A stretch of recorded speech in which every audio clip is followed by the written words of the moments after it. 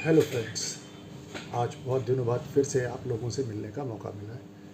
बहुत दिनों बाद मैं ये वीडियो बना रहा हूँ और मैंने एक जो वीडियो बनाया था टीबी और शुगर के ट्रीटमेंट को लेके, उसमें मुझे काफ़ी सारी क्वेरीज़ आई।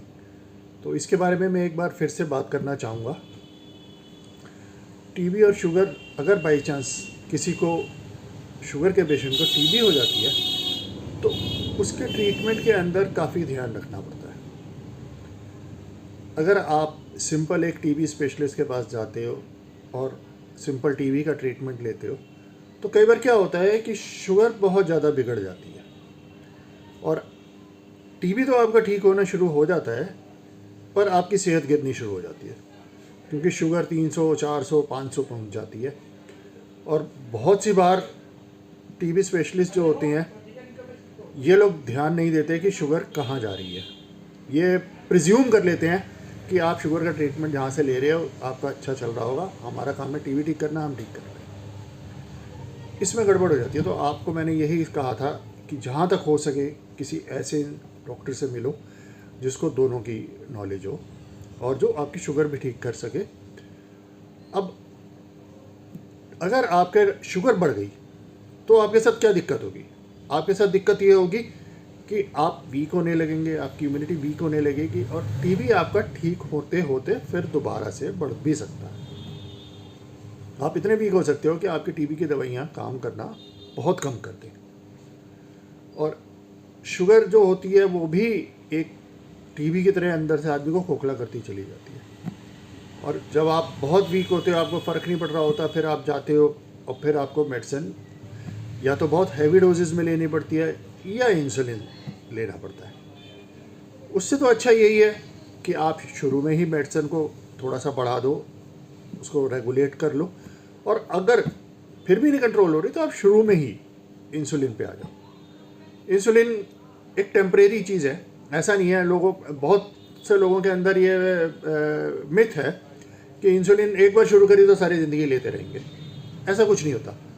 एक बार आपकी डिसीज़ कंट्रोल में आ जाएगी, एक बार आपका टीबी अगर 50% भी कंट्रोल में आ गया तो उसके बाद इंसुलिन आपकी धीरे धीरे बंद हो जाएगी, आप फिर रेगुलर ओरल मेडिसिन पे आ जाओगे। तो इस तरीके से आपकी बीमारी भी कंट्रोल में होगी और आपकी शुगर भी कंट्रोल में होगी।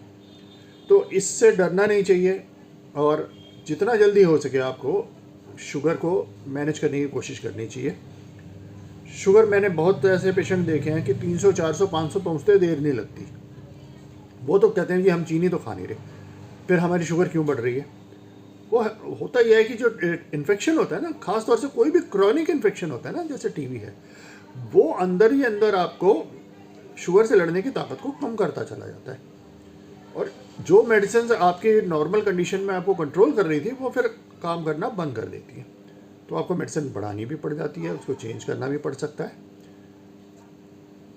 और इस तरीके से आपका टीबी का कंट्रोल करा जा सकता है अगर कोई भी एक्सपर्ट है और रेगुलर हो। हाँ, ये ज़रूर होता है कि जब हम इंसुलिन लेते हैं ना तो उसमें एक दिक्कत ये होती है कि हमें इंसुलिन में क्लोज मॉनिटरिंग की ज़रूरत पड़ती है, क्योंकि इंसुलिन बहुत तेज़ी से शुगर को कम कर देती है।